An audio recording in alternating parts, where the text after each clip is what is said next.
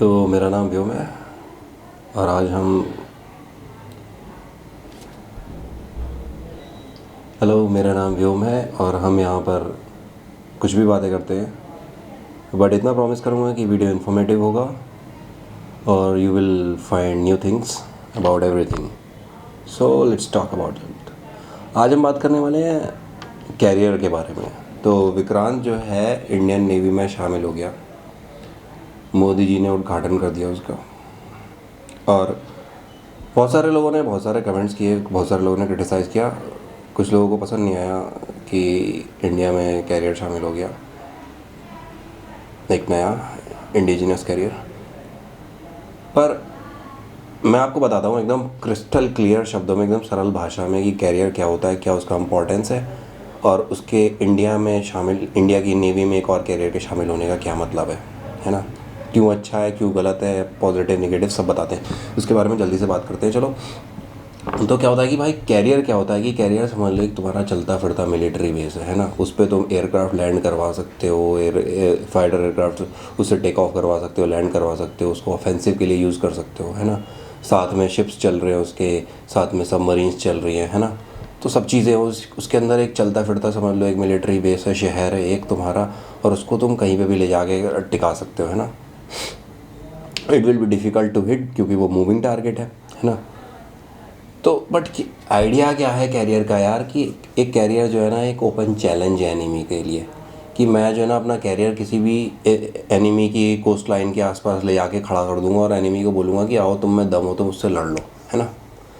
तो ये वाली स्ट्रेटजी क्या होती है, इसको बोलते हैं सी कंट्रोल की स्ट्रेटजी, है ना।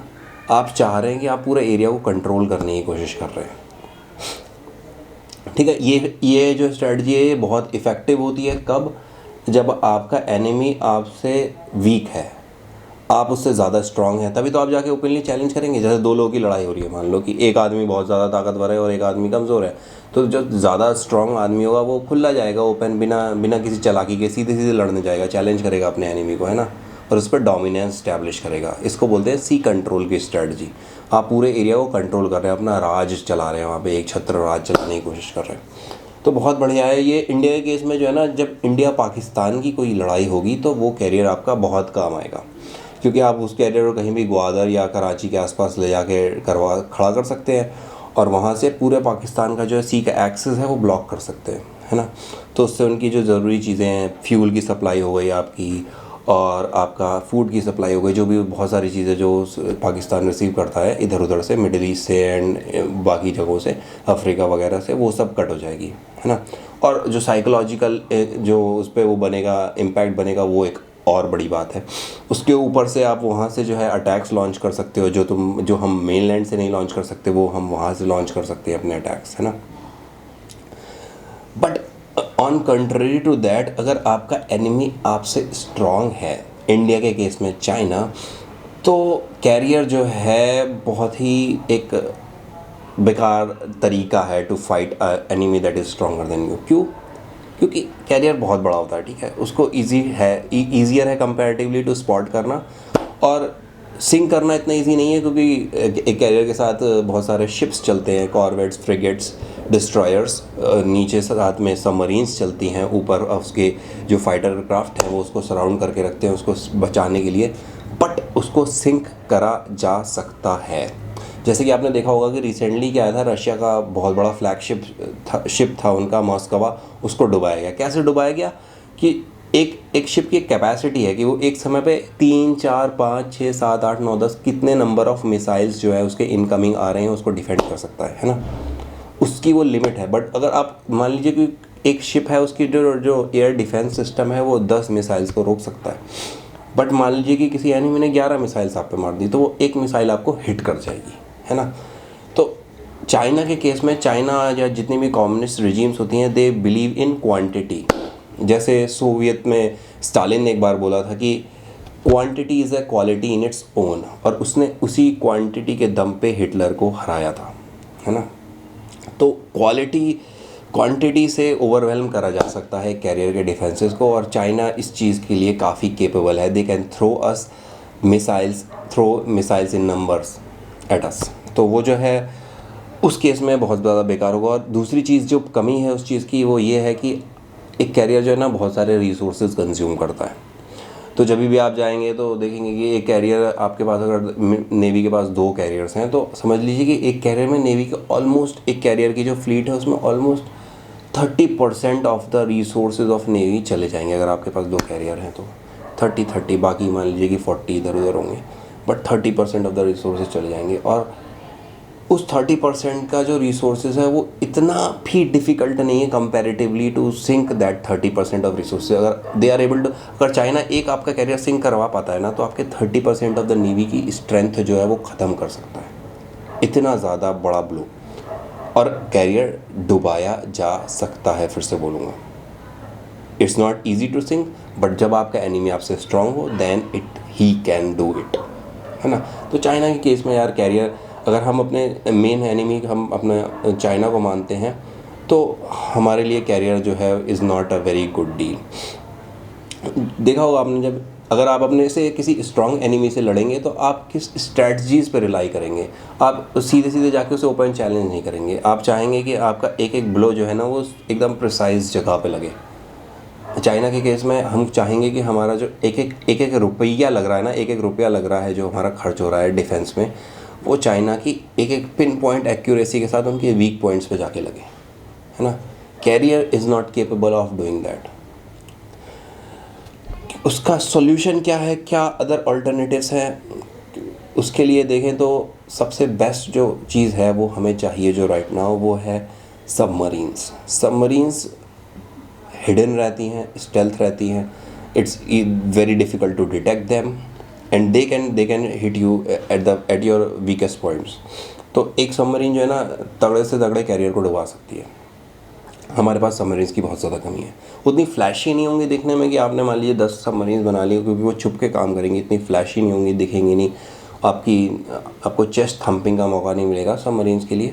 सबमरीन्स आपके पास ज़्यादा होंगी, बट एट क्रिटिकल मोमेंट जब मौका आएगा ना तो वो सबमरीन्स आपको युद्ध में जीत दिलाएंगी, जीत की प्रोबेबिलिटी बढ़ाएंगी एटलीस्ट कंपैरेटिवली। तो अगर क्योंकि इंडिया की इकोनॉमी जो है समझ लीजिए 2 ट्रिलियन 3 ट्रिलियन के आसपास है, चाइना की इकोनॉमी 18-19 ट्रिलियन है। ऑलमोस्ट देखेंगे तो 10 टाइम्स जो है करंट इकोनॉमी जो है चाइना की हमसे 10 गुना है। Same applies to the military capacity, उनके पास बड़ा इंडस्ट्रियल कॉम्प्लेक्स है।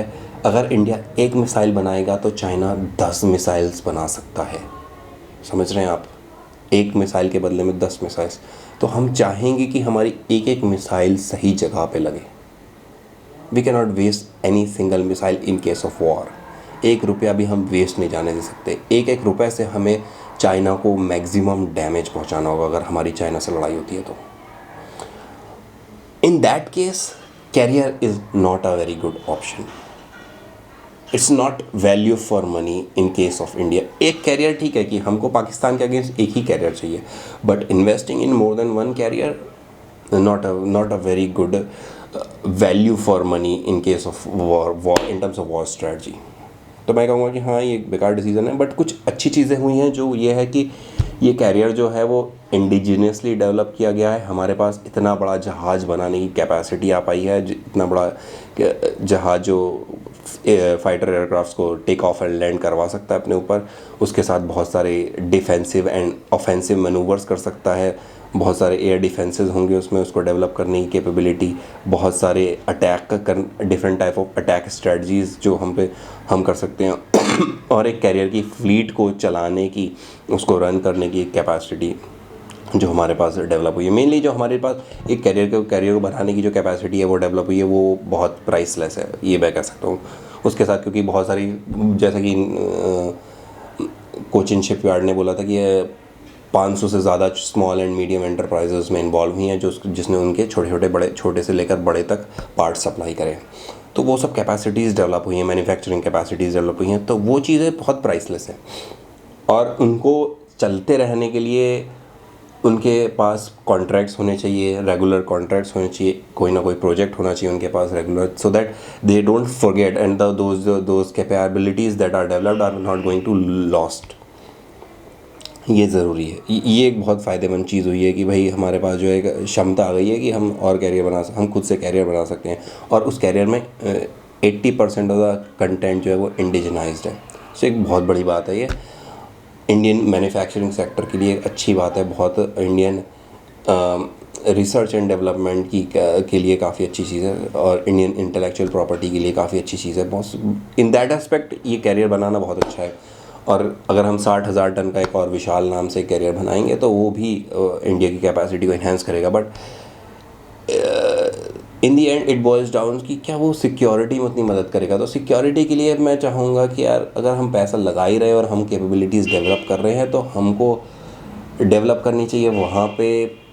अगर हमको प्रायोरिटाइज़ करना है तो हमको न्यूक्लियर अटैक सबमरीन और diesel electric submarine with AIP, air independent propulsion, तो हमें वो सबमरीन्स हमारे पास होनी चाहिए जितनी ज़्यादा नंबर्स में हो पाएँ। क्योंकि अगर हमारे पास बहुत सारी सबमरीन्स होंगी ना, अपने एरिया में स्प्रेड होंगी, तो हमारा एनिमी उस एरिया में एंटर करने से डरेगा।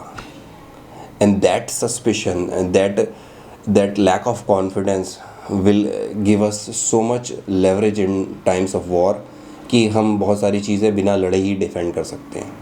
जो सरप्राइज़, जो अटैक, जो एडवांटेज ऑफ सरप्राइज़ रहेगा ना हमारे पास इन इंडियन ओशन या फिर कहीं और भी जहाँ पे भी हमारी सबमरीन्स फैली हुई हैं, वो बहुत ज़्यादा क्रिटिकल रहेगा हमारी इन टाइम्स ऑफ वॉर। सो जीतने के लिए, वॉर जीतने के लिए एक कैरियर ठीक है स्ट्रेटजिकली, बट हमारे पास अगर हमको प्रायोरिटाइज़ करना है तो we should prioritise nuclear attack submarine and diesel electric submarine with AIP। ये चीज़ है। तो उस एरिया में अगर हम कैपेबिलिटीज़ डेवलप करते हैं और उस एरिया में अगर हम उस पैसे को लगाते हैं, उतना रिगरसली काम करेंगे, तो वो इंडिया की सिक्योरिटी के लिए ज़्यादा बेहतर होगा। So that's it, my opinion. ये मेरा ओपिनियन था कि भाई क्या है इंडिया की कैरियर कैपेबिलिटीज़ और कैरियर बनाने का क्या मतलब है। ये सब फालतू की बातें, थोड़ी बहुत हमने फालतू की बातें करी, और I will keep coming with those talks, but you can trust me on the information that I provide. और ये सब चीज़ें हैं, मैंने काफ़ी स्टडी करा इन सब चीज़ों के बारे में, और आपने सुना होगा तो आपको समझ में आ ही गया होगा कि and I will come back with another video जहाँ पे जो भी मेरे पास इन्फॉर्मेशन है, the things that I have learn.